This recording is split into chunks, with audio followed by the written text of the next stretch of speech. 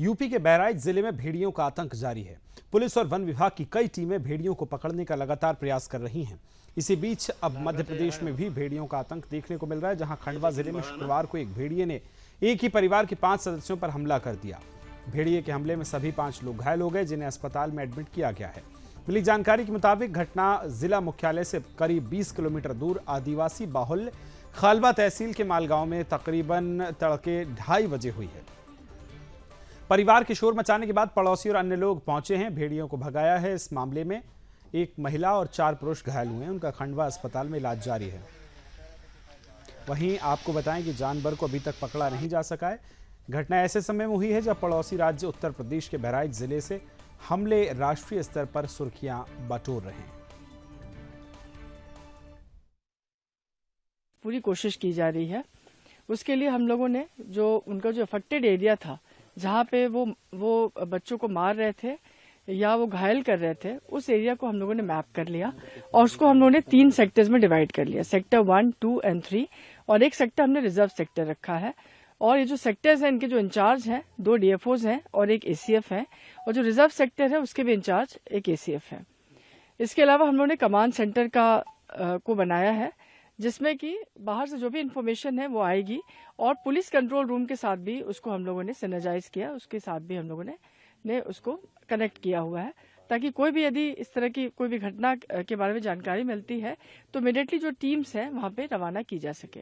आज जैसे आप यहाँ पे आए हैं, आप देख रहे हैं, हम लोग थर्मल ड्रोन से हम लोग ट्रैक करने की कोशिश कर रहे हैं एनिमल्स को।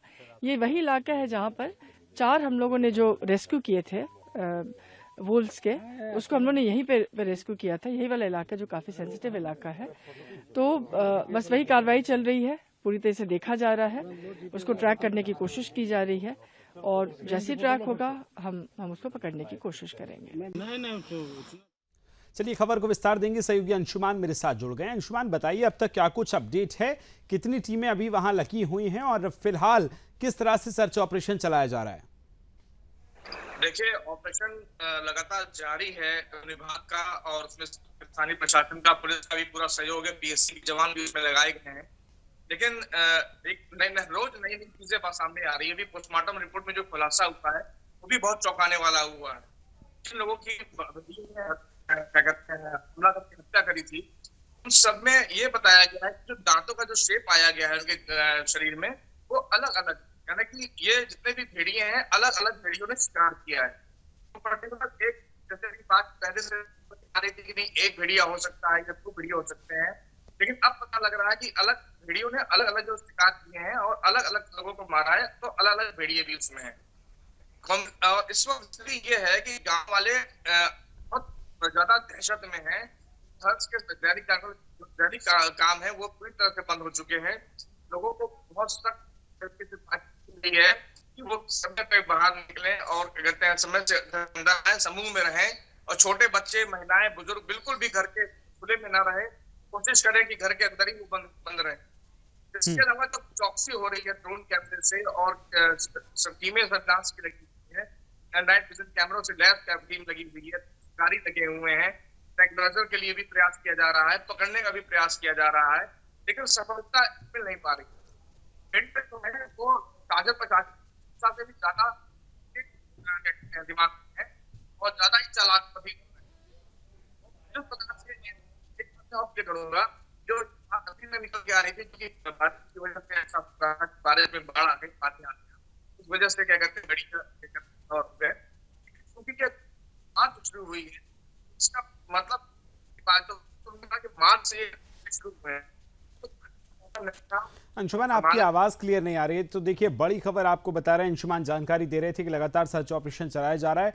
अब तक हमले अगर जितने हुए हैं उस पर नजर डालने की कोशिश करें तो देखिए वो भी आपको क्रम से दिखाते हैं। सबसे पहले 10 मार्च की रात करीब 11:30 बजे मिश्रणपुरवा में बाहर टीन शेड में मां की गोद से बच्ची को भेड़िया छीन कर ले गया था। गन्ने के खेत में खून से लथपथ मिले थे कपड़े।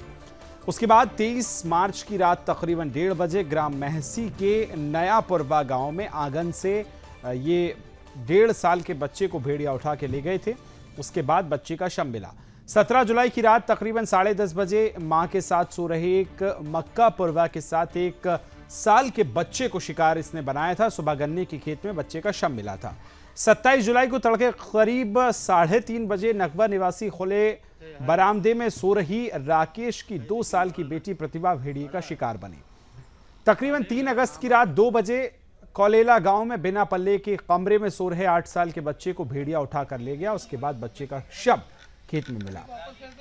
17 अगस्त को रात करीब 10:30 बजे के बाद 11:15 बजे के आसपास महसी के सिगिया नसीरपुर में कमरे के बाहर खुले में चारपाई पर मां सुनीता के साथ सो रही 4 साल की बच्ची को भेड़िया उठा कर ले गया। उसके बाद 22 अगस्त की रात तकरीबन 11 बजे भटोली गांव के बाहर बरामदे में अपनी दादी के पास सो रही 8 वर्ष की बच्ची को भेड़िया उठा के ले गया। सुबह बच्ची का शव मिला। भेड़िए ने 45 वर्षीय रीता देवी का भी शिकार किया। वो कुम्हारनपुरवा महसी गांव की रहने वाली थी। 27 अगस्त को दीवानपुरवा में रहने वाला 5 साल के बच्चे का भी भेड़िए ने शिकार किया। इसके बाद 2.5 वर्षीय बच्ची अब भेड़िए का शिकार हुई है। उसका परिवार थाना हरदी इलाके में रहता है। तो लगातार जितने अब तक पूरे अटैक्स हुए हैं वो हमने आपको दिखाएं कि किस तरह से अटैक्स जो है वो भी इन भेड़ियों ने किए हैं और क्यों इंसान के दुश्मन ये भेड़िए बने, उसके पीछे क्या कुछ रीजन है, कारण है, वो भी आपको दिखा रहे हैं। देखिए, इंसान बड़ी आसानी से उसकी मान के पास पहुंच सकते हैं, यानी कि आसपास मिलते हैं, इतने शर्मीले होते हैं कि रात को ही निकलते हैं।